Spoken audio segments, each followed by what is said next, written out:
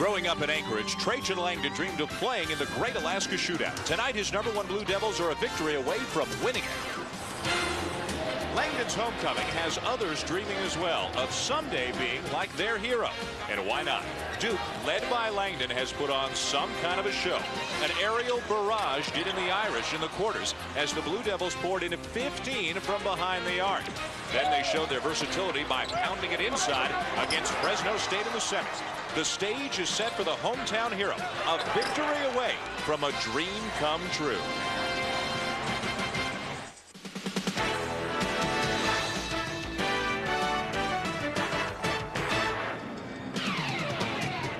And welcome everybody inside sold-out Sullivan Arena for one of the biggest nights of the year in the state of Alaska. It's the championship game of the Great Alaska Shootout. We've got two ranked and unbeaten teams, Cincinnati and Duke, ready to square off here tonight. How did they get here? Well, the Bearcats haven't played that well. A tough semifinal win over Iowa State. Duke got a lot of trouble from Fresno State, tied at the half before they pulled it out. Hi everybody, Dan Shulman and Len Elmore, happy to be with you for this championship game. And I'm sure one question a lot of fans and coaches around the nation are asking themselves is, what do you have to do to beat Duke? Well, certainly if you don't catch them now, you're going to be fresh out of luck because they keep getting better. But Cincinnati's well suited to exploit a couple of areas. On the outside, the Duke guards love to penetrate and dish. You see the double team, you keep them from turning the corner. Now Duke is averaging about 17 turnovers a game, so you got to be able to make them give up the ball. On the inside, Cincinnati's physical strength. You watch Elton Brand, he bumps to make room. You've got to be the initiators. Knock Brand off of his mark, and you might have a little bit of luck. We're about 4,000 miles from Durham, North Carolina, but the Duke Blue Devils are the hometown favorites here tonight because of Trajan Langdon. How's it going to turn out? Will the underdog Bearcats knock off #1, or will the Blue Devils win the Great Alaska Shootout for the second time?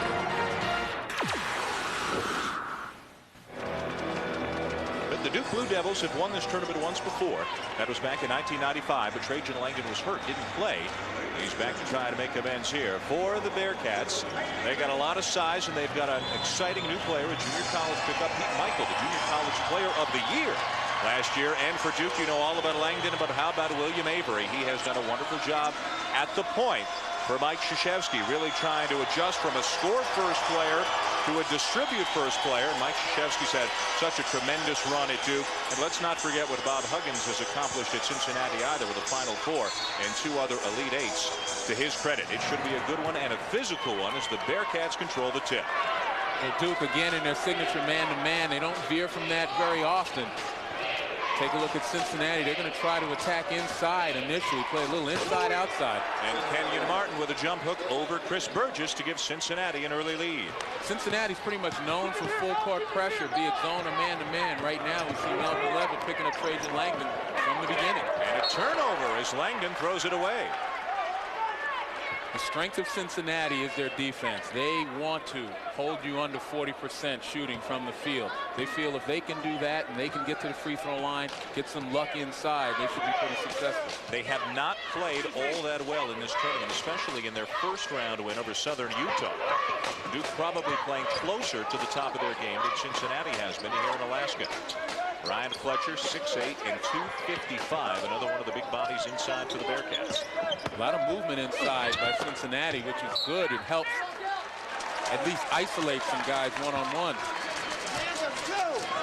Duke has completely dominated their opponents. They had 3 easy games before they got here. They beat Notre Dame easily in round 1 and then had a tough time at Fresno State, but their rebound margin is truly impressive. 20 a game, better than their opponents. Well, the thing Mike Krzyzewski has to like is that each game in this tournament has been a progression.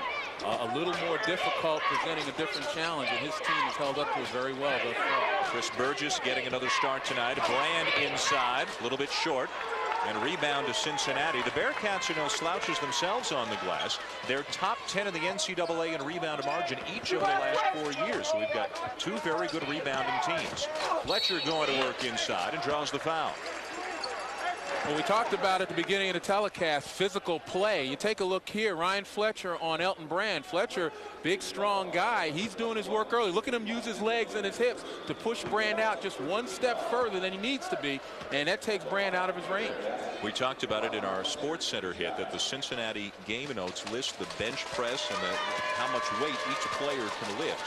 Cincinnati has a a customized weightlifting program for each player, and Fletcher might be the strongest. He can bench press 370 pounds, and he has squatted 500 pounds. Well, I mean, you take a look at the Cincinnati team, and across the line, these guys look like they're posing for Muscle Magazine. They're all pretty thick.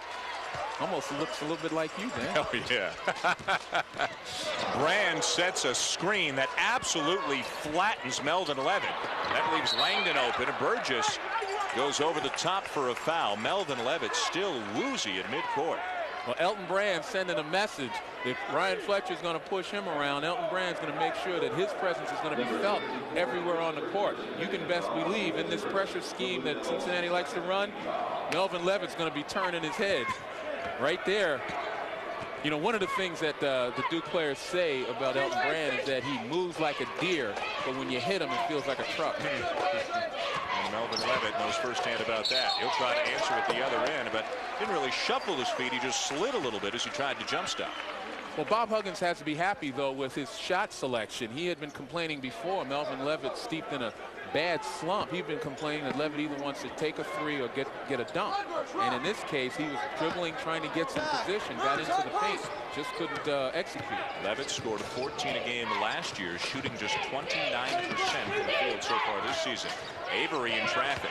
No room for the Blue Devils to move, but Carrawell's left open as Avery was doubled for a moment, and Duke's on the board. At the top, again, Cincinnati trying to do a nice job of keeping Avery from turning the corner and getting into the paint. 4-2 Cincinnati, just over 2 minutes into the championship game here in Anchorage. Martin maybe a little bit out of his range with the jump hook, and Burgess clears. He had 16 rebounds last night. Avery trying to go to work on Logan. Here's Langdon against Levitt in the air and ties the game. Well, the textbook was open on that one. Avery got into the paint, again, penetrating dish, and Trajan Langdon a great job of spotting up, staying within Avery's vision.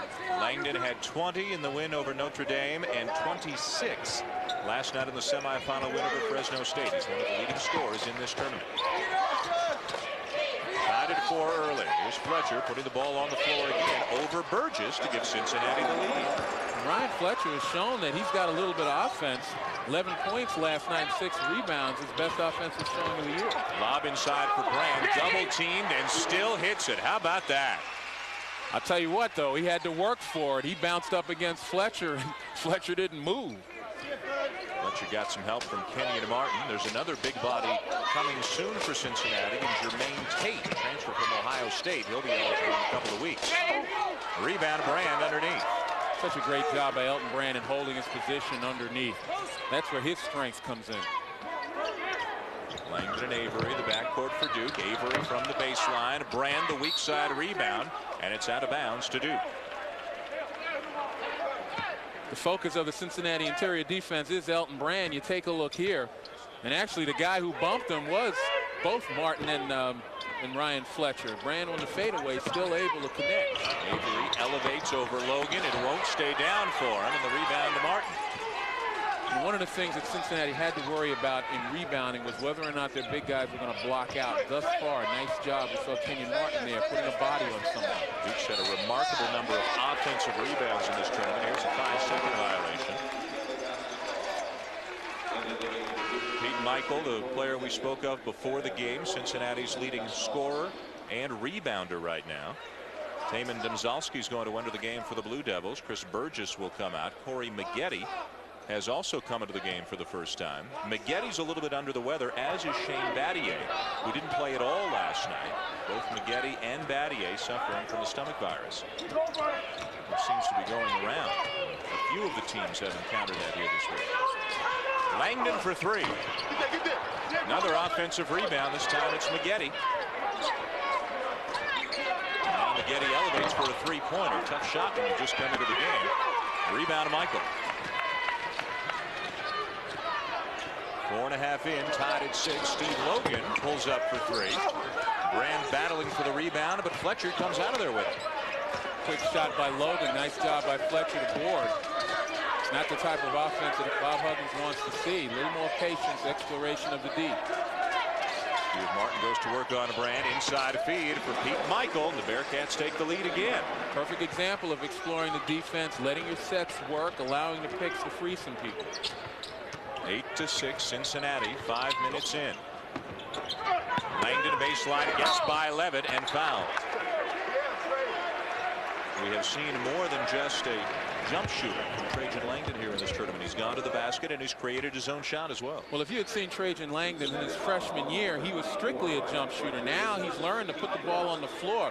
A nice job there by Langdon going to the basket, but Levitt's going to have to find a way to get to him instead of going over the pick to follow him through, because if he doesn't, he's going to get free a lot more often. And anything Langdon can do to get to the line, as you can see, is a tremendous boost to Duke's chances. His parents, Steve and Gladys Langdon, Trajan attending East High here in Anchorage before becoming heavily recruited and going to Duke. Now a fifth-year senior. He's come back home to play in this tournament. And Comley hits both free throws to tie the game at 8 and send us to our first timeout. Looks like we've got a good one on our hands here in Anchorage.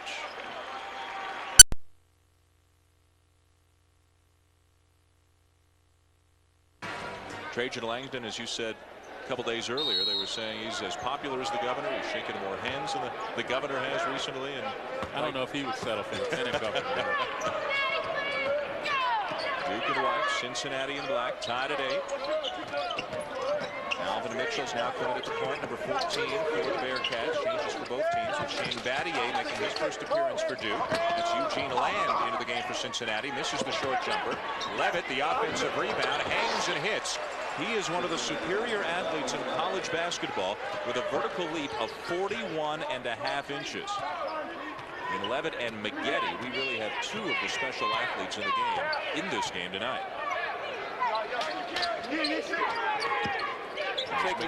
Take a look right now. Cincinnati is in a man-to-man, but what they were doing was packing it in so there would be no turning of the corner getting into the paint. You give that kind of room, though, to William Avery, and he's proven that he will burn you. Serious range for Avery, who hit 6 3-pointers in Duke's win over Notre Dame 2 nights ago. 1-point lead for the Blue Devils. Michael guarded by Nate James, also into the game for Duke, and Michael muscles his way in off the glass. Well, Pete Michael, the best player, most skilled player on the Cincinnati Bearcat team. When he saw the one-on-one isolation with Nate James, his eyes opened wide. Michael from Indian Hills Community College, a first-team junior college All-American. Avery tries another three-pointer. Domzalski down to the floor, and he's called for the travel. Well, we told you it would be physical inside. A lot of bodies banging, everyone going up for the ball. Take a look here. Here's some bumps, grabbing. You know, big, strong guys in there. Domzalski comes off nicely, but loses his footing inside. We're going to see a lot more of that, particularly as guys bump each other below the waist. Trajan Langdon back into the game, and this time for William Avery. So Langdon will operate at the point. Cincinnati doing a good job on the glass right now. You see what Duke has done to their other opponents. Bearcats even on the glass so far. Mitchell, Levitt rather, baseline, and it drops in. Melvin Levitt, we've seen that mid-range jumper a couple of times. And that's what he's been focusing on the last 2 games.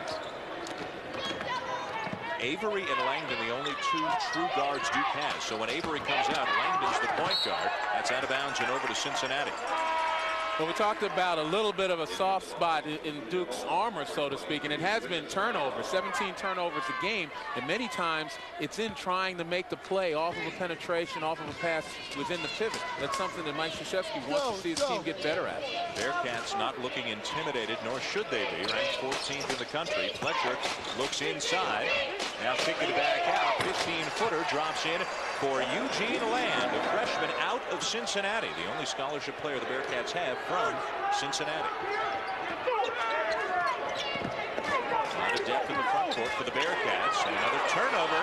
They're struggling without Avery on the floor. And again, it was in feeding the post this time. Levitt wide open for 3, and he's hot early.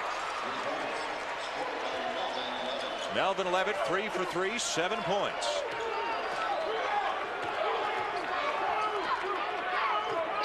Cincinnati on a big run right now to take an 8-point lead. Duke started slowly. Now in all 3 games here in this tournament. Ended up blowing out the Irish. Nice job by Fletcher right there, holding his ground, not allowing Brand to push him out of the way. 3 seconds the call. Brand's 6'8", 260, but Fletcher's 6'8", 255, so that's a standout. And I'll tell you, that's what really motivates these guys to go in the weight room. I'm sure Cincinnati probably going to clip this and put it on their highlight film. Take a look right here. Fletcher doing his work early, holding his spot. Normally Brand will lower his shoulder, bump the defender to make some room for himself, but Fletcher will not move. Avery has come back into the game. Duke has turned it over 5 times, 3 of them since Avery left, and that was just a couple of minutes ago. Now Levitt has it knocked free.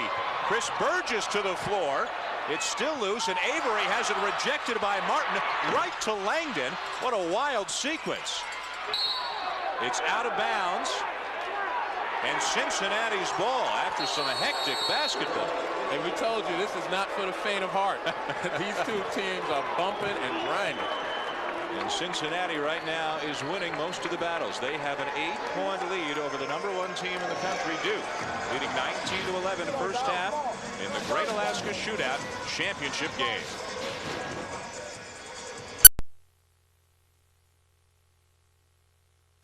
Been a showdown to this point here in Alaska, and although Cincinnati is missing 2 probable starters in point guard Michael Horton and forward Jermaine Tate, they have shown a lot of depth and a lot of resilience so far tonight.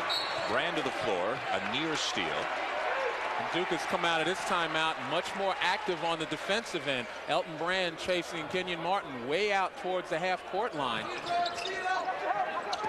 Michael going to work on to Carrawell. Fletcher left open.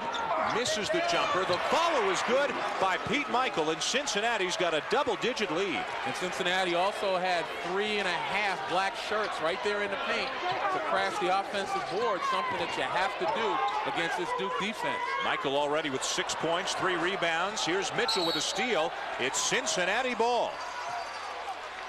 Now Alvin Mitchell, a teammate of Pete Michael at Indian Hills Community College last year. Cincinnati got them both from the same place. Take a look at the shot right here from Fletcher, and you see the 3 shirts right around the basket. The half shirt is number 14, Mitchell, but you have to be there when you play against Duke because their D is so good they're going to force you to miss.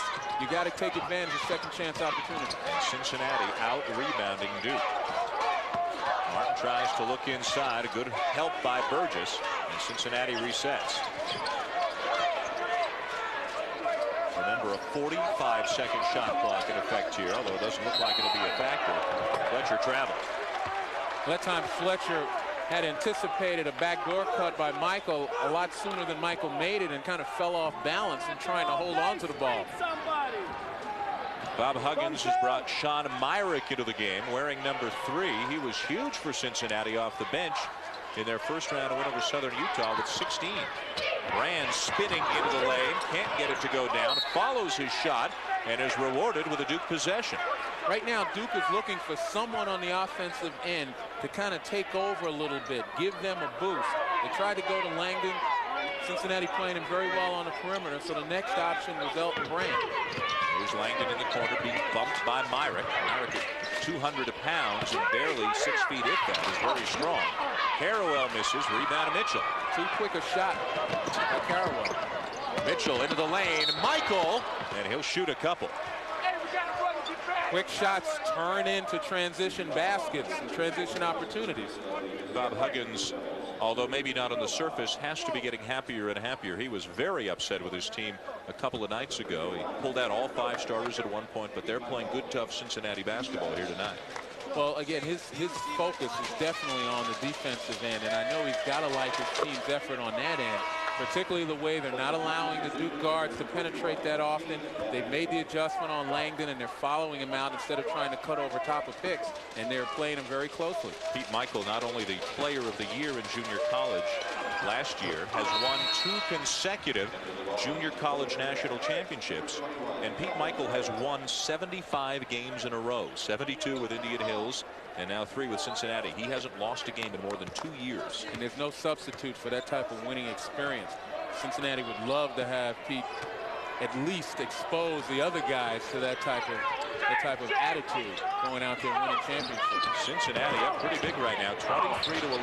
Avery hangs and hits. And Brandon Langdon get most of the attention, but William Avery just might be the most important player Duke has because he's the most irreplaceable player Duke has. Nobody else on the team seems to be able to do the things that he can do. Martin working on Brand. And a travel's called on Martin, and after the fact, gets a little physical. Well, everybody's looking at each other, but the bottom line is these guys are going to be bumping all night, and it's not a question of losing your focus and your attitude. You just have to accept it and move on. And I think Kenyon Martin and Elton Brand understand that's part of the game. For a physical game, the foul totals are very low. Duke's given it 3. Cincinnati only 1. But to the officials' credit, they know it's a physical game. As long as guys aren't bumping and grabbing to get an advantage, they're going to let these guys play. Big boy. You can handle it. Mitchell, 3-point attempt. And the rebound to Brand underneath. He'll clear it with an elbow and start Duke back the other way. Maggetti's back into the game. And he's been a guy who's given them a spark offensively off the bench. See if he can do it tonight. Foul on Myrick. And that time, Sean Myrick a little late getting out on Trajan Langdon. We talk about an adjustment you have to make. When Langdon comes off those pin downs, you've got to follow him.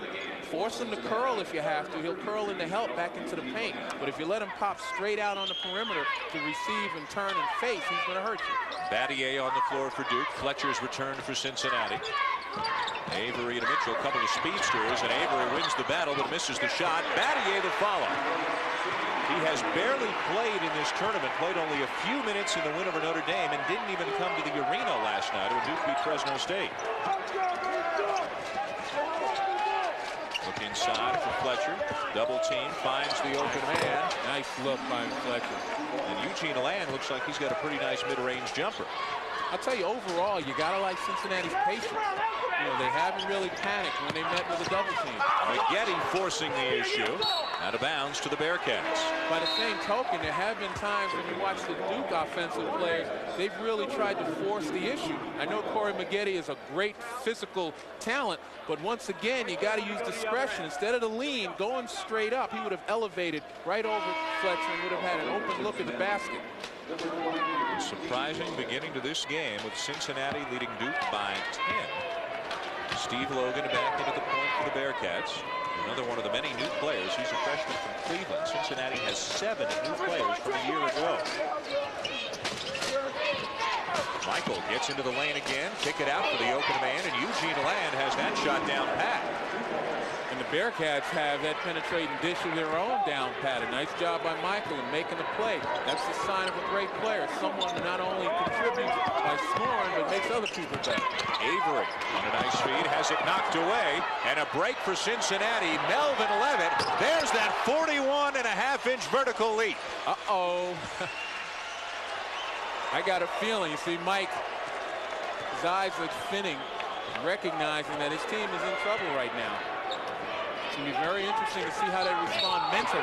Offensive foul committed by Langdon. Land helping at the other end as well. What a job the freshman has done. That's a perfect example of what I mean by responding mentally. That time Trajan Langdon trying to do it himself. You got to play together. It's early, but Duke on the ropes right now. Cincinnati with its largest lead of the night. 14 points. Melvin Levitt getting up there here in Alaska.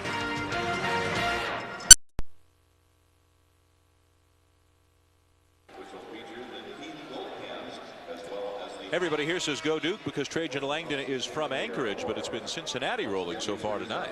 Well, I tell you, you take a look at the last play. While you may quibble with the call, it's a possibility that the Cincinnati defender, Eugene Lang, wasn't set in that situation, but Langdon dips his shoulder. But the more important thing is that Langdon is trying to take it upon himself to get back in this ball game. You have to exercise some judgment. You come back in increments, and you can't do it the way he just did it.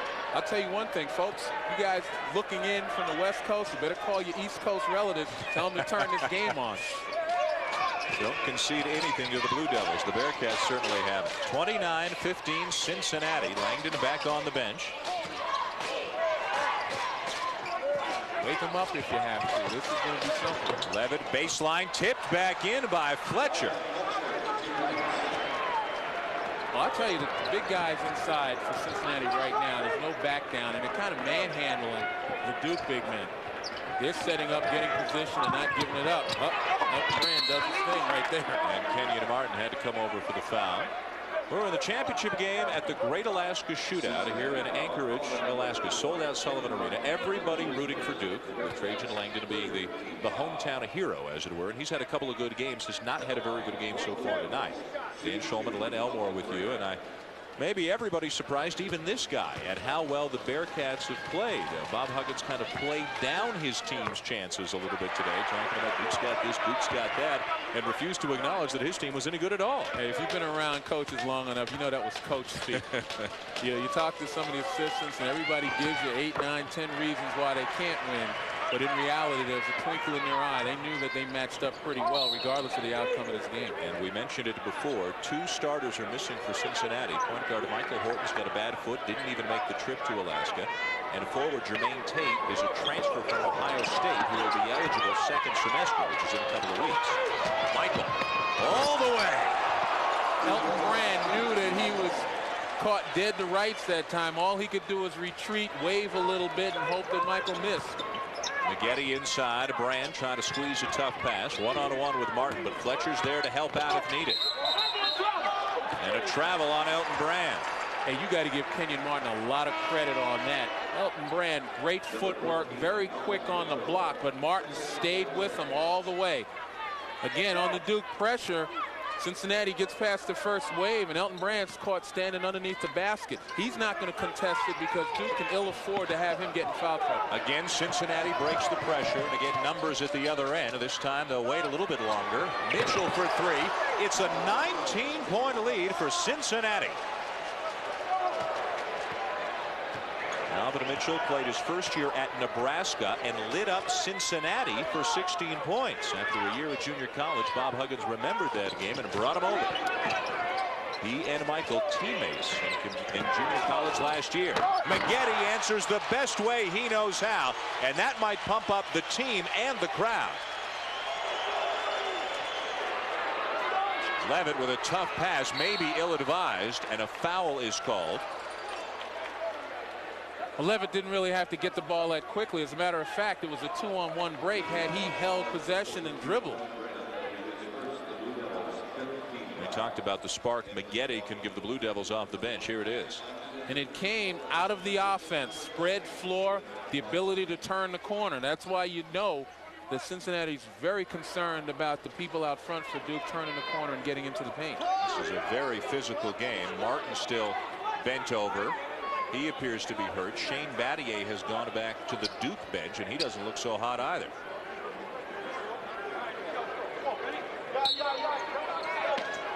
There's Martin banging knees with Elton Brand, perhaps.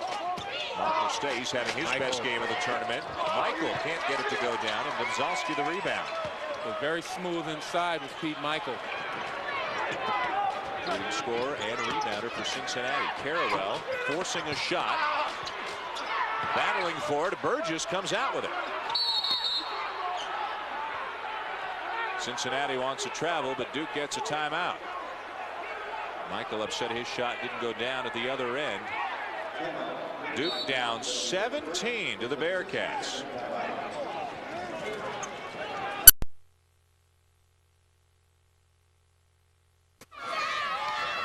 Surprise, surprise, Cincinnati with a pretty good lead on Duke right now, 36-19, and one of the reasons why the Blue Devils, who have been somewhat turnover prone this season, although they're undefeated, turnover prone again tonight. 9 already, 3 of them by Langdon, who's on the bench with 2 fouls. And Cincinnati has been able to score 12 points off of those turnovers. And the interesting aspect of it is that Duke averages 17 turnovers. They force 17 turnovers per game. And when you don't have a good differential against quality teams like Cincinnati, that's going to come back to haunt you. Look how Cincinnati is shooting the ball as well. More than double the percentage of Duke tonight. With Avery back to the bench, Langdon back in the game. McGetty guarded by Michael out beyond the 3-point line. And a nice job keeping people in front of him, the perimeter defenders. Gonzalski a long jumper. Cincinnati to be happy for that to be Duke's offense tonight. But underneath, McGetty follows and lays it back in. Third possession in a row that Duke has been able to keep the ball alive on the board. This is a critical juncture for Cincinnati, if you can believe it or not, whether or not they have the strength, the stamina, and the focus to continue to block the big people from Duke off the board. They're up 15. Levitt got Carrawell on him. Melvin Levitt's had an excellent first half after struggling mightily in Cincinnati's 2 wins to get here. Fletcher and Burgess way out on him, 22 feet away from the basket.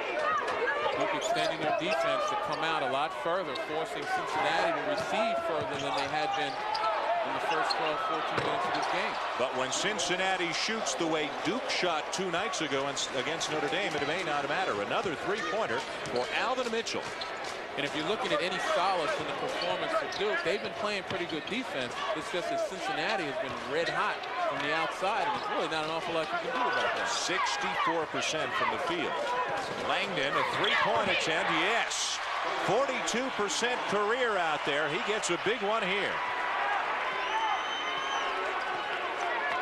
Then a slow start to this game for Trajan Langdon. That's his first 3 in 4 attempts tonight. He's working on the point guard, Mitchell, for Cincinnati. Michael trying to post Parrawell inside. Mitchell not shy. Burgess tips it to himself. Not a lot of ball movement, uncharacteristic of the offensive scheme that Cincinnati came here with.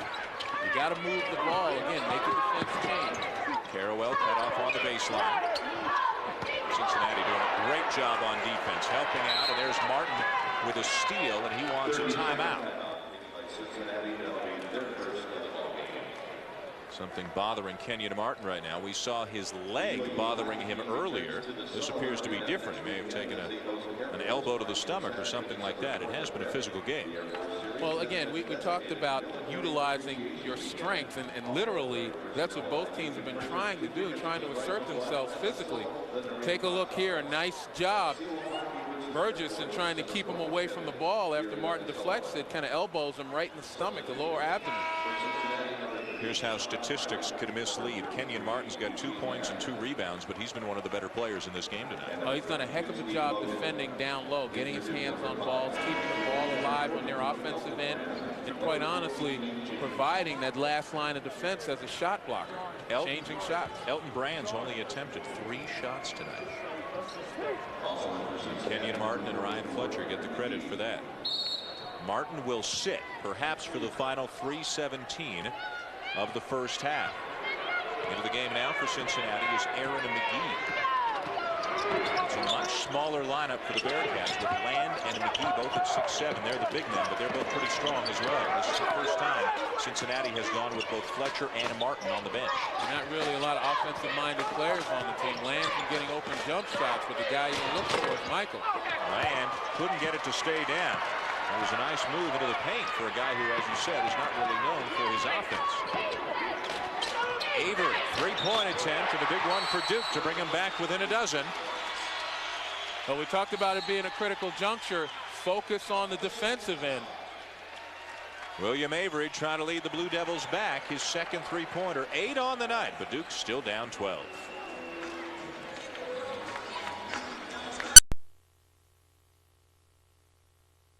It's been quite a week in college basketball with some great tournaments already this week. Stanford, #2, has lost in the championship game of the preseason at NIT.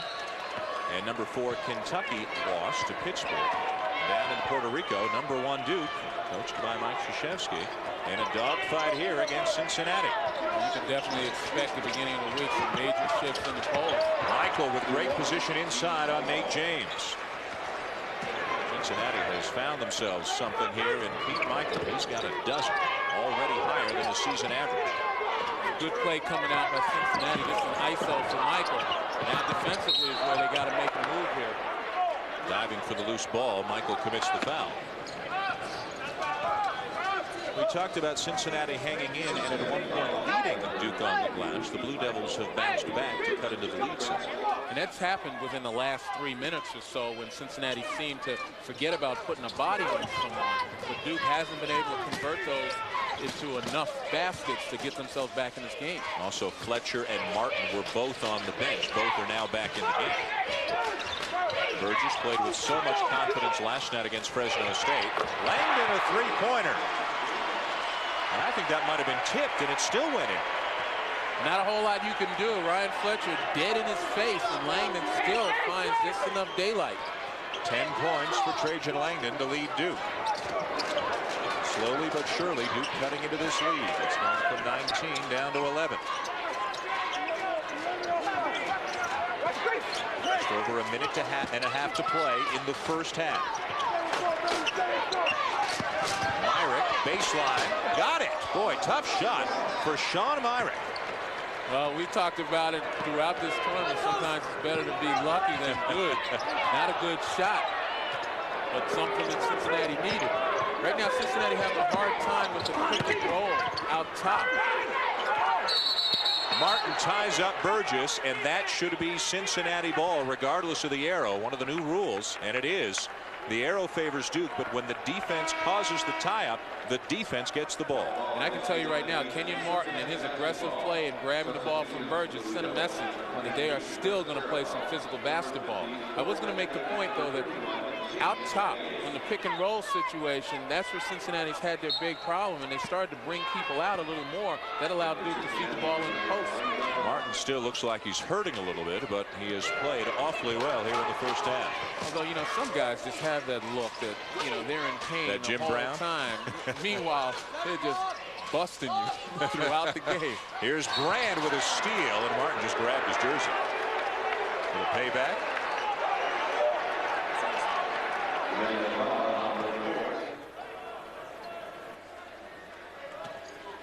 Under a minute to play in the half. Battier returns for Duke. 5-second difference between the game clock and the shot clock. And you see stepping out on the screen and roll. Nice job of showing there by Land. Battier. Duke wants to see more offense out of him. He's an outstanding defensive player. Mike Krzyzewski gave him some homework over the summer. Let's look for your shot more. And an excellent job. Even though Land had stepped out, Battier recovered nicely and put the ball on the floor. So Cincinnati will take a double-digit lead to the break. They can hold for last shot. And even though they will go in with a lead, Duke has got to be heartened by the way they've come back right now. They're playing with a lot more life and more vigor. Melvin Levitt elevates and hits. 13-point lead. Avery hustling down, gets it off and hit it. Well, let's remember that at the end of the game. That'll make you feel good coming back. A disappointing first half for Duke ends with an exhilarating moment as William Avery hits a leaning three-pointer at the break to cut the Cincinnati lead to 10 at halftime. And welcome back, everybody, to beautiful Anchorage, where we've had a nice few days up here at the Great Alaska Shootout, and we hope you're enjoying tonight's game. Cincinnati leading Duke by 10. Avery hangs and hits, and Avery closed the first half with a leaning three-pointer with the buzzer, starts the second half with a two-pointer to get Duke back within 8, and then he gets smacked on a tough screen. Well, the first 5 minutes of this game, of this half, very important for Cincinnati, primarily because Duke is known for its spurts right now. They're the type of team that really puts it together offensively and defensively for a spurt to take you out of a game. This is going to get them back in the game. Cincinnati has to exercise its patience and continue to focus on the interior defense. Carrawell commits the foul, his first. This is as close as Duke has been since the 8.5-minute mark of the first half. Cincinnati led by as many as 19. It was 36-17 at one point. Burgess knocks it out of bounds. Still Cincinnati ball. And again, we can see Duke extending their defense. Elton Brand coming out to play Kenyon Martin.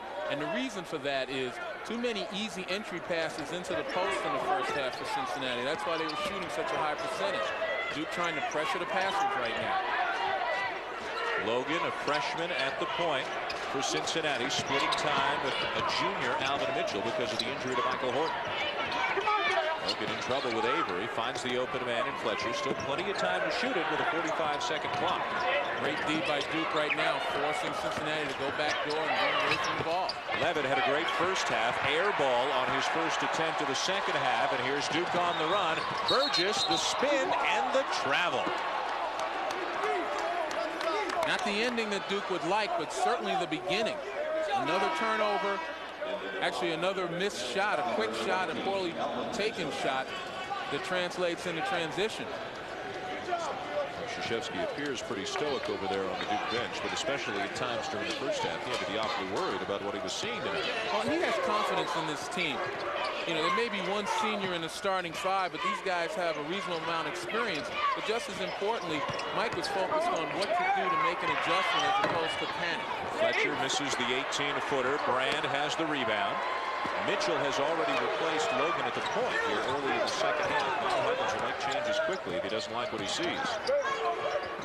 Brand from 15 now gets inside. It is swatted away by Martin, but a foul prior to the block. And believe it or not, even though they're up by 8, this is very critical for Cincinnati to get back to doing the things that they had originally done. This time you saw Avery able to penetrate inside, kick it back out to Brand, who himself from the free throw line penetrated into the paint. A lot of this never happened in the first half. The foul on Mitchell, his first. Brand at the line. Just 4 points in the first half. And one thing Duke has done at a tremendous rate is get to the free throw line this year, getting there more than twice as often as the opposition. But tonight, at least to the break, each team has been there only 4 times. With Duke averaging 35 free throw attempts per game, that's an awful lot of points and point opportunities the teams are giving to them. They're on a 7-0 run right now. The Blue Devils are. Levitt in heavy traffic still converts. And again, Melvin Levitt focused on not settling for the 3, but taking a mid-range shot, getting himself in good position for a high percentage jump. Levitt with 13 to lead the Bearcats. Here's Brand bumping with Fletcher. Fletcher got some help, and it's a tie-up. And it'll be Cincinnati ball. I think it was Michael who came over and caused the tie-up. Irresistible force and the immovable object just meant right there. You take a look here, Fletcher's going nowhere. Brand does his usual bump with the shoulder to make room, and it's like bumping a brick wall. We saw some Notre Dame and Fresno State players go flying when Elton Brand did that move in the last couple of games. A little bit of backcourt pressure again applied by William Avery. Bob Huggins told us today, watch out for us in a couple of months when we get everybody back and when the new players get adjusted. But watch out for Cincinnati now. Michael has it blocked, got it back. Still 20 on the shot clock. Fletcher really good at feeding the post, and a jump hook by Martin. Fletcher's done a great job from the high post of getting the ball inside. And that was a great example of the patience that I spoke of. Rather than taking a quick shot, they got themselves set. Langdon open for 3. The follow by Carrawell.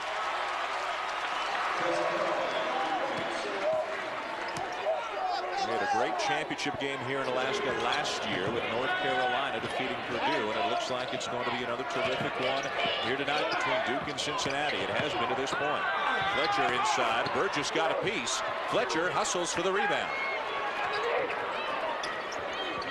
Mitchell gets Langdon in the air. 2-pointer, yes. Well, you can't say enough about Alvin Mitchell. You know, here's the guy that's given a big boost at the point guard position with Michael Horton, the starting guard at home. Avery into the lane and draws the foul. Mitchell's got 8 points on tonight, and if Horton were healthy, he might not be playing much at all. Talk about Alvin Mitchell. Yesterday he did a nice job against Iowa State with 7 points and 5 assists. Here it's on the offensive end that he's given a boost. A nice little pump fake to get by the defender.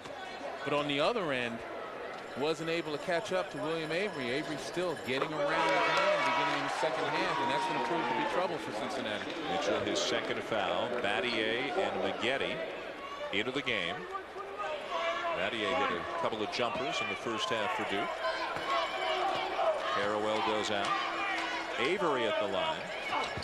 As talented as Avery is, the one advantage Cincinnati has is they do have 2 point guards in Logan and Mitchell, so neither one of them figures to get tired chasing Avery around. Cincinnati breaks the pressure again. Mitchell with some good hops off to Fletcher. He'll pull it back out. Sometimes you have to attack once you beat that first wave. Michael fouled inside.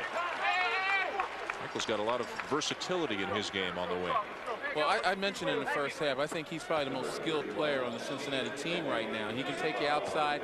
He can go inside. He's an excellent defender.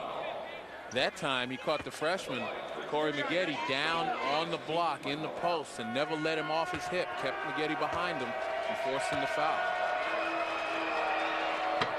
Left-hander misses the first. Mike Krzyzewski's Blue Devils already 5-0. 4 of the 5 wins in very convincing fashion. Got a battle from Jerry Tarkanian at Fresno State last night in a game that was tied at the half. Right now, Cincinnati leading by 9. Cincinnati has never before, as Avery gets to the glass and drops it in, Cincinnati has never before defeated a #1 team. Trying to do it here tonight. Well, we talked about at the beginning of the telecast, one of the keys is to keep Avery from going around the corner. You take a look here, Fletcher never steps out and holds his ground. He gets back to his man and gives Avery a free lane down the hole. And again, that's a big mistake for Cincinnati because one, you're obviously giving up points. Secondly, your guys are drawing fouls. But third, you're giving Duke an awful lot more confidence. Third on Martin, 18 points for William Avery. He leads all scorers in this game.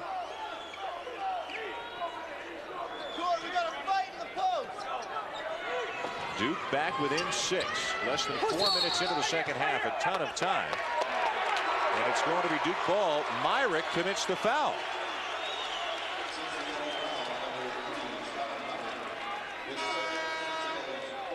Number 2 on Myrick. That'll take him out of the game right now as Steve Logan comes back in.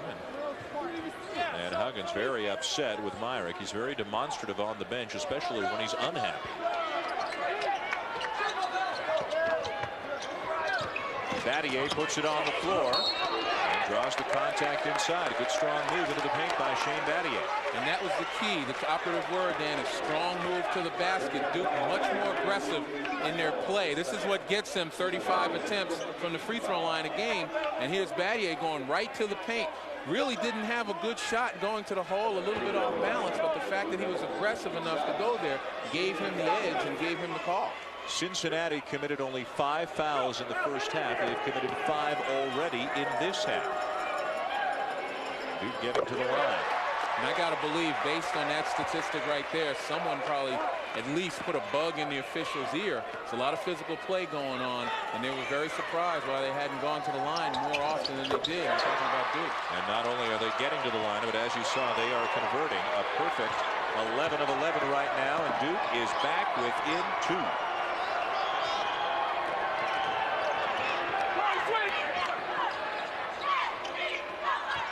Correction, it is a 4-point game. 52-48 Cincinnati. A 19-point lead, which was 10 at the half, is now down to 4. Again, very active Duke defense, stepping out on picks, looking to double in the corners where they have the opportunity. Still some time to go. 10 seconds on the shot clock. 5 seconds. They got it. Duke has stepped up the defensive pressure, and they have really cut into the Cincinnati lead, and they've got the crowd back into it here in Alaska as well.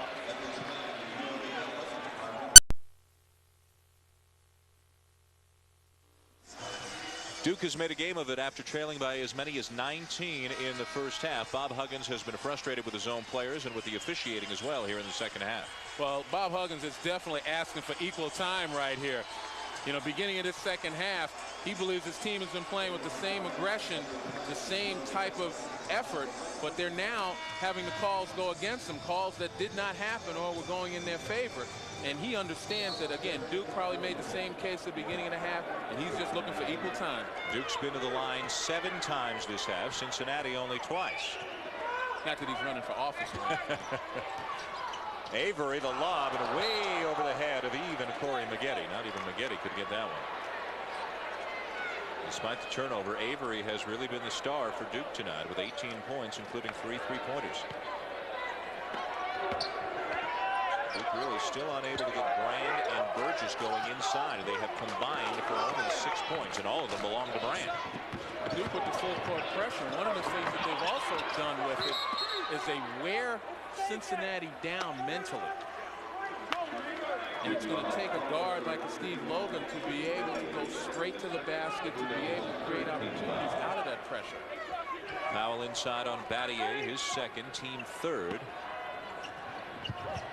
Fletcher with a Brand on him, into the paint. A great block by Brand. You don't think of him as a shot blocker, but he recovered beautifully there. Quick jump. Getty double teamed inside. Battier can't get the handle, but it still belongs to the Blue Devils. And Bob Huggins has got this incredulous look on his face. Why that wasn't a call, I'm sure he wanted to charge, but one way or the other, it should have been a call because there was certainly contact. Take a look here. Fletcher sets up nicely. McGetty handling the ball, and here he goes to the baseline. Whoa, that was a charge.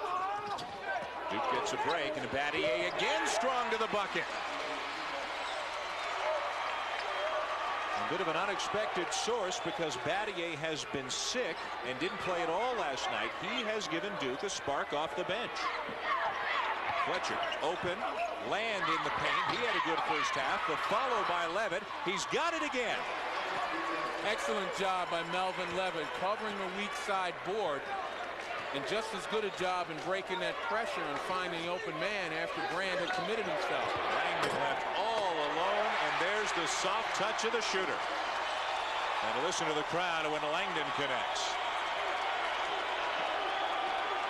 It is a one-point game. Logan all the way, left hand, rebound Langdon. Duke can take the lead. Good decision by Logan, but you got to put it down.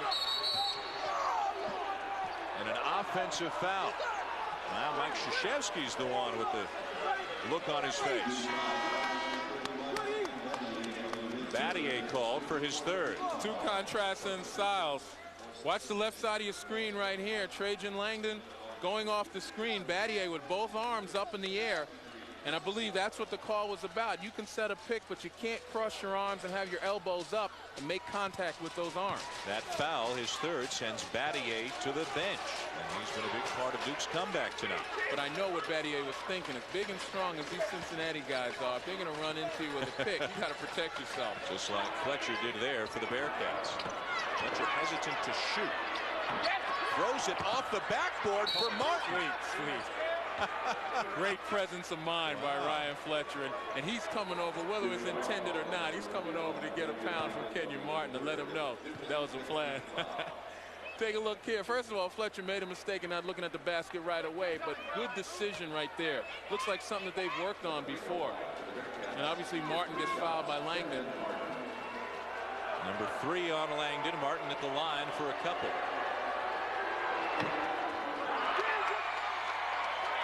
So the foul by Langdon, but good foul by Langdon.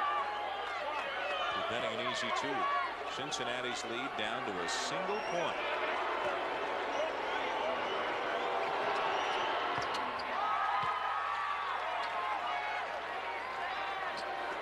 Once again, Duke can tie, maybe take the lead. They have hit a ton of three-pointers here in this tournament. 15 in their first game against the Irish. Tonight, Duke's got 6. 3 by Avery, 3 by Langdon. Turnover, though. Good job by Fletcher. Michael leading the break. Looking for the cutter. Now finds Fletcher on the baseline. Brand knocks it away into the floor to keep it in bounds.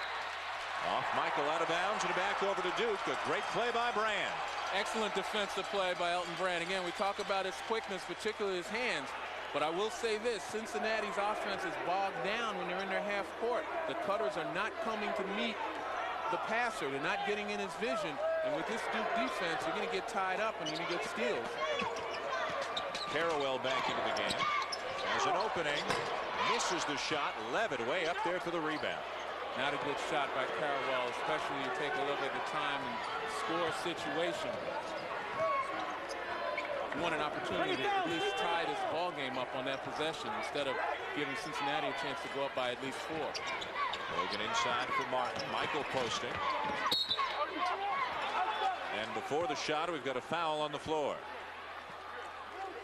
More basketball coming your way Monday night. A women's action at 7 Eastern on the Deuce. It's number 3 Tennessee and number 2 Louisiana Tech. Shamiqua Holtzclaw and the Lady Vols look for their 4th consecutive national championship. This is a rematch of last year's championship game Monday night on ESPN2. Cincinnati with the ball and a 2-point lead midway through the second half. The championship game here in Alaska. Fletcher with a wild shot and Gonzalski back into the game for the board. Avery's got range.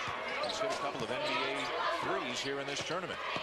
This time puts it on the floor and ties the game. What a night for Avery. And Avery's been the key that's unlocked this Cincinnati defense. Putting it on the floor, getting around his defender, something he couldn't do first half. A game-high 20 for Avery. Normally the underdog would be the crowd favorite, but it's all Duke here because of Trajan Langdon. Levitt had it stripped by Langdon, got it back, and an over and back call on Melvin Levitt. Levitt saying he was pushed across the line. Well, the official's right on the line. As if the crowd needed any more reason to cheer. Now Langdon's got him going. Avery baseline. Duke ties it up.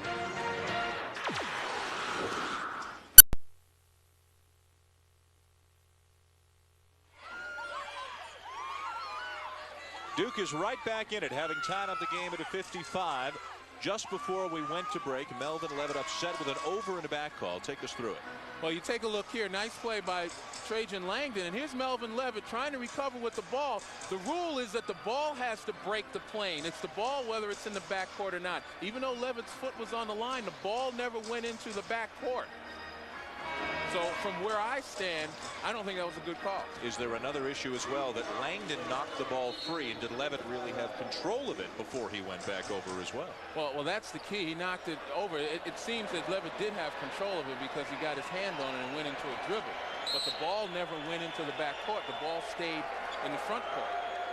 Duke will try to take the lead. William Avery with the ball and a game-high 20 points. He's got Levitt on it. Brand wants it inside. Brand's been held to only 6 points, only 1 field goal. Avery baseline, too quick.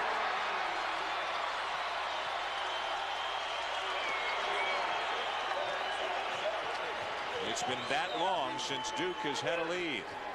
Almost 23 minutes of action. Cincinnati's 19-point lead has evaporated. See how they respond. Martin getting the elbow up a little bit on Brand. Land feeds it inside for Michael, and a foul. Was it Langdon? Number 4 on Trajan Langdon. Another key moment in this game. Dad doesn't like the call. Langdon's going to come out with better than 11 minutes to play. Battier comes back in. There's your mom and dad right there. Dad argues the call, and mom gets up to cheer. His son goes to the bench. At the line, Pete Michael. Cincinnati misses the free throw, but the follow by Eugene Land, the freshman's been the unsung hero tonight for the Bearcats. Big basket for Cincinnati, keeps them even. And certainly poor execution by Duke, not blocking off. Land should never get that close to the rim on a free throw. Duke's already committed 7 fouls this half. Cincinnati's going to be at the line a lot. Will they be able to convert? Battier on the wing. Again, unable to get the ball into Brand, and this time it's Land on it. Avery way outside. Long rebound. And Levitt over the back of Battier to knock it out of bounds. It'll still belong to Duke. One of the things that you notice on that particular play is that on the offensive boards, instead of having the white shirts on the backs of the black shirts, it's the other way around right now. Duke is doing a much better job getting position on the offensive glass. And they've got a fresh possession as a result. Tied at 57. Here's Battier baseline. Parallel. Avery was open on the wing for a moment. Tough defense by Cincinnati, and an offensive, or a travel rather, is called on Duke to turn it back over.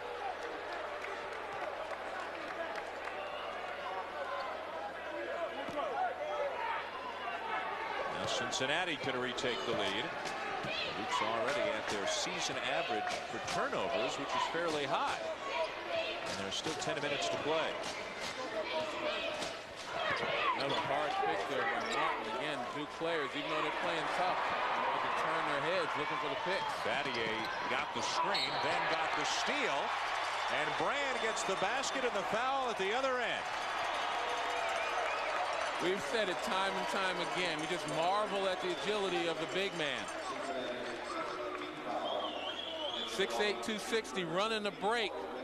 And here he is in a nice jump stop. He puts it on the floor, protects it from the defender, and still gets himself in good position, not only to score, but to take the foul. Just his second field goal of the night. Brand 4 of 5 now from the line. And the rebound to Fletcher. Every rebound is really being contested under the basket. Duke's up 2 on Cincinnati here in the championship game of the 21st annual Great Alaska Shootout. Cincinnati leading by as many as 19 in the first half. Dan Sherman and Len Elmore enjoying this one, and we hope you are as well. Here we go again. This is what it's been like a lot tonight. A very, very physical game. Avery, good look. Maggette, Brand.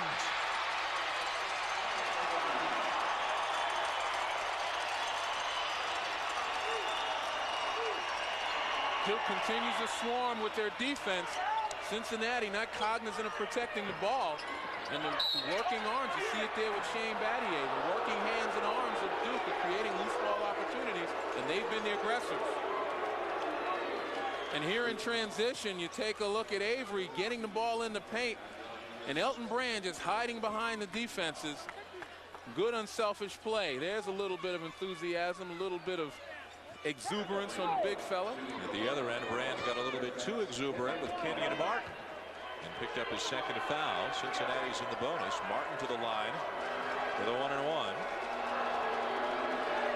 Neither team being in the penalty in the first half. That worked in Cincinnati's favor. In the second half, though, from a free throw standpoint, the more opportunities these teams get, the more it works in Duke's favor because they're the better free throw shooting team. Duke's ball. Martin on the season now is only 4 of 11 from the free throw line. Duke by 4 with the ball. 9 minutes to play. Mitchell in for Logan at the point.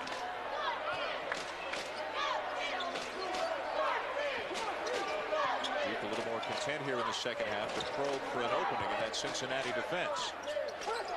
Harrowell, great position by Brand, but before the shot, there's a foul. One of the few times Ryan Fletcher, when he's guarded Elton Brand, has let Brand set up, catching him on Brand's back and set up right underneath the basket. You know, obviously that's been the absolute no-no for the team. You take a look here, right there, Brand has got Fletcher locked. Not a whole lot Fletcher can do about it. Number 3 on Fletcher. Martin has 3 as well. Both the big men for Cincinnati. Fletcher grabs the rebound and keeps it away from Battier. Langdon has 4 for Duke. Trajan Langdon on the bench with 4 fouls. He left at the 11-11 mark.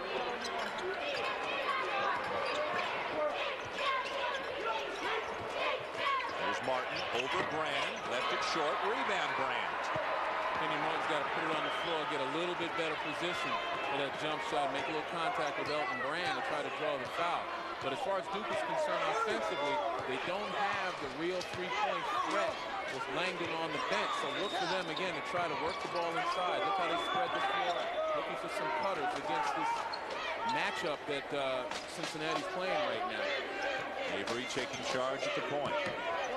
It's kind of a 2-3 zone, but they're matching up. Wherever there's a guy, particularly in the free throw line extended and down low, they're going to look to match up. Number 10 on the shot clock right now. Avery spinning, hanging. Doesn't get it. Martin had the rebound, but good hands by Brand and Avery to wrestle it away. And Kenyon Martin's having a problem with his wrist right now. He got slammed on it. It looks taped right now. And for a rebounder, it really places you at a disadvantage. That's about 3 times tonight we've seen different injuries for Kenyon Martin. Harrowell. And the rebound to Levitt. Look at him get up there at 6'3". I thought he was one of the big guys. Oh, man. There's that 41-inch vertical leap. We've seen it on display a couple of times, and now Cincinnati's going to take a timeout, and you're right, Kenyon Martin's in some pain.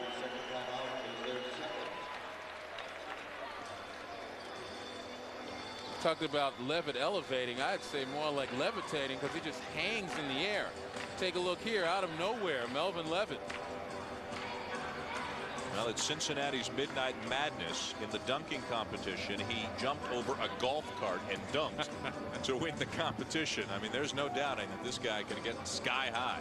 Well, how'd they get a golf cart in the arena anyway? That's what I want to know.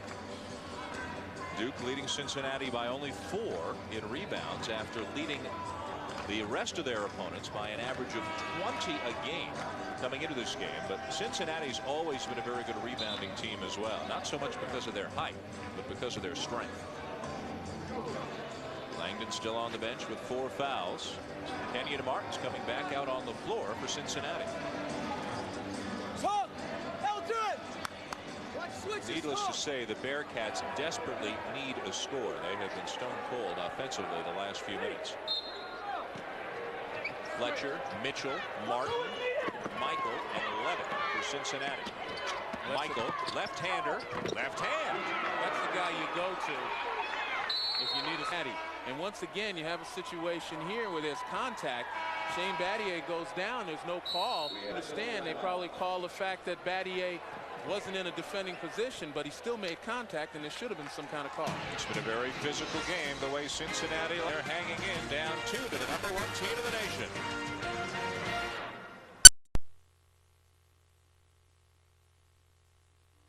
Well, Trajan reaching biblical status. You should pardon the pun up here at Alaska coming home. That might be blasphemous. It is amazing how popular he is. He's on the front page of the newspaper every day. Wasn't able to play in the '95 shootout because of an injury. This was really a gift from Mike Krzyzewski to Trajan Langdon to get him back here one more time. Cutting is Michael. Tough pass, though. He's got it. And finds Martin, who left it short, follows, and ties the game. What a sequence for the Bearcats. Great hustle by both teams. Cincinnati fortunate enough to come up with it. This is that point in the game where everybody has to go down for every loose ball. Cincinnati with 18 second chance points to 6 for Duke. Cincinnati staying in their matchup zone situation. Not a great shot by Avery, but Battier a big rebound. And I tell you, Ryan Fletcher has to be careful. You may not want to front Elton Brand in that zone, because if the shot goes up, Brand now has the advantage on the board. 5.5 to play. 30 seconds on the shot clock for Duke. Carrawell sneaking inside. Battier not likely to take it from out there.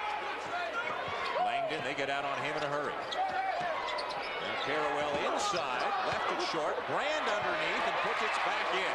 Duke leads. And that's what happens if you try to front Elton Brand inside. He's going to hold his position. Now you're on his back, and he's got a clear shot to the board anytime the shot goes up. Brand's numbers now starting to come up. 12 points, 6 rebounds. Levitt over Battier to tie it again. Great game tonight for Melvin Levitt. 17 points, and just as importantly, 8 of 11 from the floor. If I'm Duke, I recognize that situation, try to bring it to the wing. If I can't get it into Brand and he becomes fronted, I have no problem shooting it because I know he's got the board covered. Mike Krzyzewski takes a timeout with a game tie. It's big bodies inside, but Elton Brand still might be the strongest guy on the floor. Now you see right there, he makes the move inside and now get Fletcher on his back, which in a zone situation is a big mistake. You've got to keep your body between Elton Brand and the basket. Foul situation. Langdon, as we told you, is playing with 4. Battier and Burgess each with 3 for Duke. Fletcher and Martin, the 2 big guys for Cincinnati, also have 3 apiece. And both teams into the bonus. Cincinnati has never before defeated a #1 team. Number 2 Stanford's already lost this week. Number 4 Kentucky suffered a defeat this week. Cincinnati up here short-handed, missing 2 starters, giving Duke everything they could handle. And aside from the competitiveness and the excitement of this game, you know, we mentioned at the beginning of the telecast, if you're going to beat Duke, now's the time, because they're just getting better and better. Their young players are getting more experience. The same thing goes to Cincinnati. Yep. You know, Bob Huggins has got a team right now that's learning how to play with each other.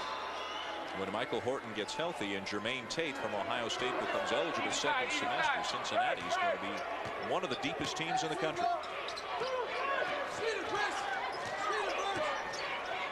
Michael up at the top of that zone at 6'6", posing some problems for Avery. See, here's where I would back up, not off of Avery. I would have backed off of Burgess for sure, but you back off of Avery, you might as well count it.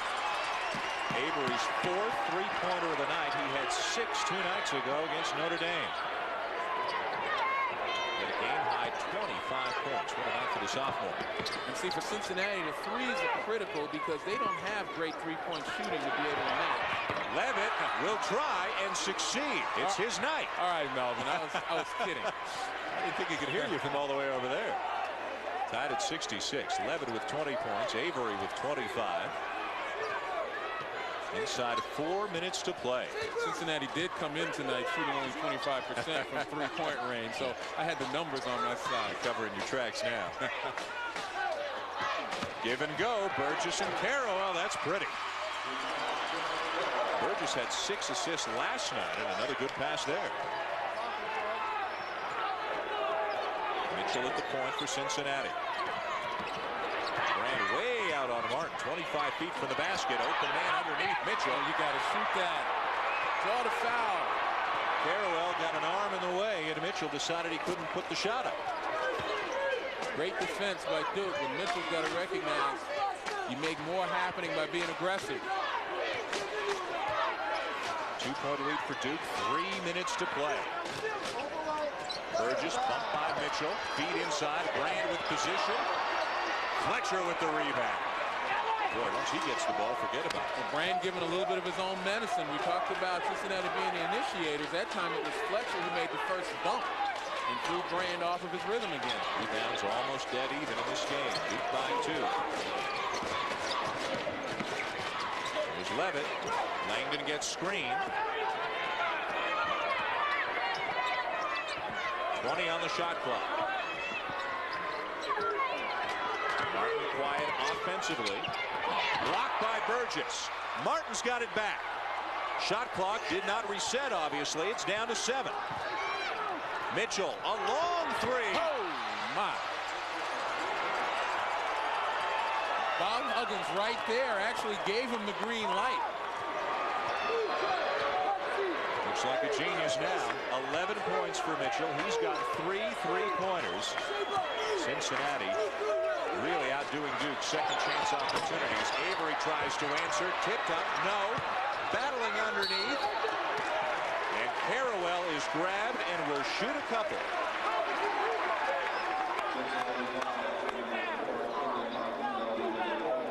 Shot clock never reset on that last Cincinnati possession, and Bob Huggins is pointing and telling Mitchell, you got to go to the hole, do something.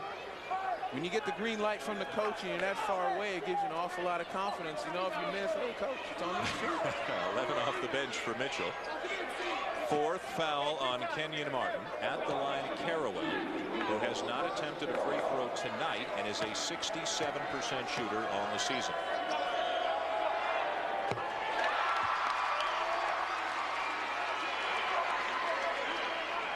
One more can give Duke the lead. Less than 2 minutes to play, and it's been an outstanding game. Duke leads by 1. 1:46 to play.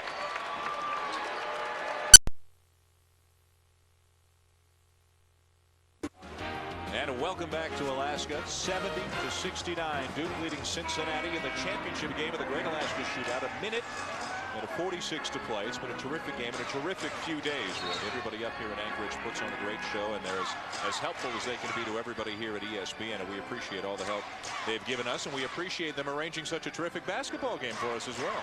Certainly, as a final, this is something that leaves people remembering and wanting more.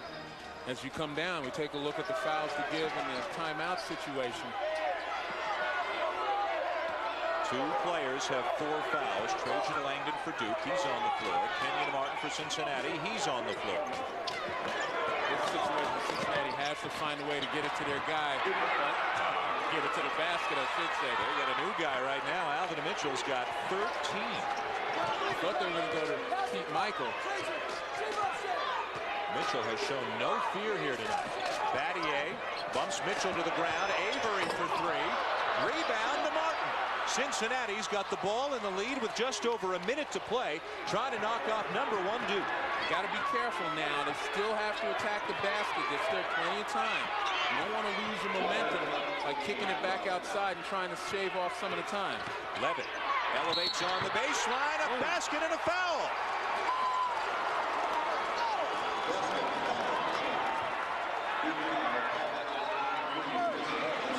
I think the color blue on that #1 ranking is fading just a little bit. Talk about attacking the basket aggressively. That's what Melvin Levitt does. There's no hold right there. Looks for the open spot, gets himself to where he needs to be. And again, he's more or less vindicated Bob Huggins' observation of his game. You don't need to take just a 3-yard dunk. You've got good enough game to get in between. Shooting 29% coming into the game, 10 for 13 tonight, and he completes the three-point play. It's a two-possession game with under a minute to go. Duke does not have to settle for a 3 right now. There's an opportunity to get a quick 2 and possibly foul. We talked about Cincinnati, not a great shooting team. That is a 3, a leading 3 for William Avery. Somewhat similar to the 3 he hit at the end of the first half. A remarkable night for Avery. He's got 28. We've got a one-point game, 43 seconds to play.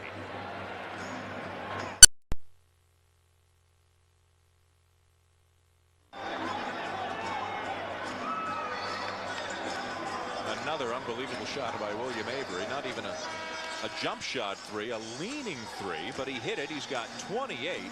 I mean, this guy's had an outstanding tournament. Well, he's absolutely emerged. I talked about you could take a quick 2. Well, a quick 3 is better than a quick 2 anytime. And William Avery getting around the corner just as he's done for 3/4 of this ball game. Now 43 seconds left in the game. A 45-second shot clock in effect here in this tournament. So the shot clock has been turned off. And a quick foul by Carawell will send Michael to the line. Good decision by Duke. Once again, Cincinnati not a great free throw shooting team. It's going to put the pressure on them to get on the line, and plus they have the confidence from the three-point area, and they've got the threat inside for a quick 2 from Elton Brand. They've just bought off enough time to get back. Michael is 3 for 5 from the line tonight. Cincinnati led by 19 in the first half. Duke stormed back and took a lead in the second half, and now Cincinnati has responded again. Wow.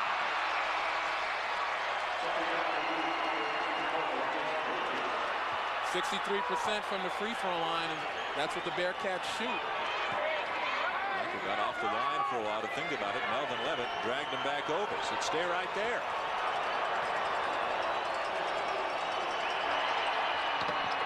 Missed them both.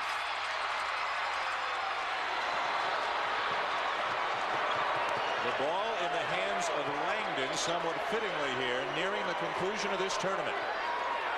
Avery's been the go-to guy, though, tonight. Langdon. Avery.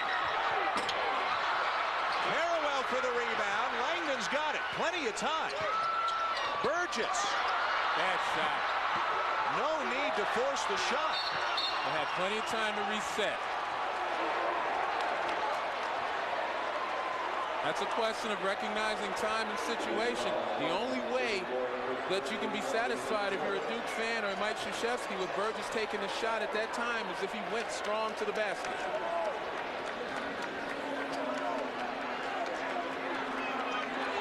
Take a look again. Here's the pass. There's still plenty of time on the shot clock. Burgess shot with a hand in his face. If he took it strong to the basket, then you don't have a problem with it. Alvin Mitchell will be on the line for 2 shots when we return with Cincinnati up 1.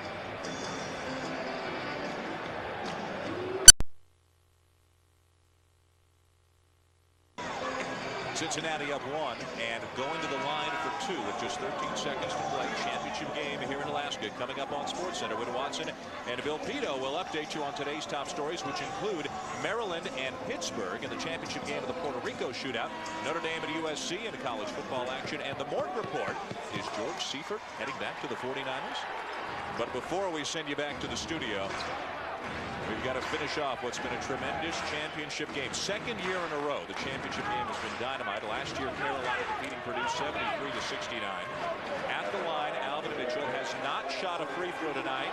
You see his numbers on the young season. And Cincinnati killing themselves at the line now 7 for 14 tonight. We talked about that before. The more free throws that are shot in this game in critical situations, the more it plays in Duke's favor. And as devastating as the play by Burgess might have been, Duke is still in the same position right now. They still need a shot to win the game with plenty of time. 2-point game and a timeout called by Cincinnati. Each team has 1 30-second timeout left. Another one of the experimental rules in effect. It's been a great 4 days of basketball, a couple of overtime games, and Duke with a battle with Fresno State last night at Cincinnati tonight, and we've seen a lot of tremendous individual performances as well. We have already been handed the all-tournament team here at the Great Alaska Shootout. Regardless of who wins, we can already tell you that William Avery of Duke has been named the most outstanding player. Trajan Langdon and Elton Brand on the all-tournament team. Cincinnati with 3 players on the all-tournament team, and Melvin Levitt, Kenyon Martin, and Pete Michael. They pick 1 outstanding player and then another 10 players on the all-tournament team. Well, if the definition is truly the most outstanding player, then you got to give it to Avery. For 3 nights, he's been the most standout player on a consistent basis throughout this tournament. Now, as Duke comes back on the floor, you got to wonder, is Mike going to be a riverboat gambler and play for the win?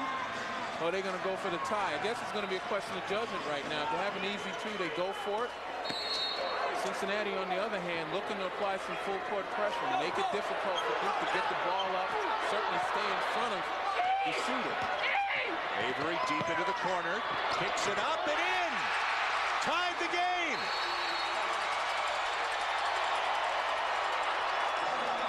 There's your most outstanding player, folks.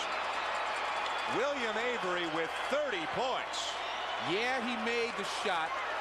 Certainly he put it on the floor and made a difficult shot, but the most important aspect of that whole play was the fact that he recognized that he had Ryan Fletcher on him on a switch. Comes off a pick right here. Now he sees Fletcher. I can beat this guy. Now he takes him as far as he necessarily has to go, right before Kenyon Martin can reach him, and bang. Again, Fletcher on him. He knows he can go around him. He makes a much easier shot because of his quickness. Trajan Langdon's parents, especially Mom, happy with the result. 3 seconds left. Everybody to their feet. You know, a lot was made of Duke's loss of Steve Wojciechowski, the loss of a pure point guard, and the loss of their leader. This guy looks like he's about to fill both roles very well. Well, he's fulfilled a role tonight that Duke sorely needed, and that was an offensive machine. Now, as the course of the season goes on, whether or not he's a distributor, whether or not he makes the plays that necessarily have to be made, remain to be seen. 3 seconds left. Kenyon Martin. Levitt! Man, what a play. Cincinnati's off the floor. There is still 1 second showing on the clock. Cheerleaders are on the floor, but this game is not over. The old hook and ladder. They've been watching a lot of college football today. Well, and they got it to the right guy.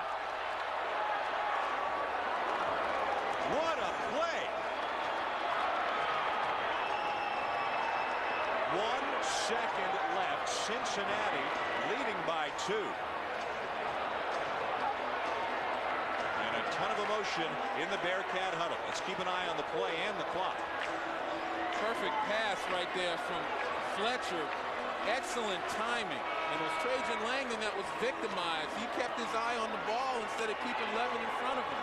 Once again, Fletcher, who was a former high school quarterback, right on the money to Martin. And there's Fletcher, Levitt on the back door. Unbelievable. You draw them up, and sometimes they work. At the most critical of times, first check for Bob Huggins was the clock. He saw 1 second left. Have to get the troops ready to play a little defense. Duke's not done yet. Remember, William Avery put 1 in at the buzzer at the end of the first half. Sports Center follows the conclusion of this game. Battier will throw it in for the Blue Devils. He'll throw it the length of the court. Avery throws it up. It goes in, but it's too late. It's too late. And Cincinnati knocks off number 1 Duke.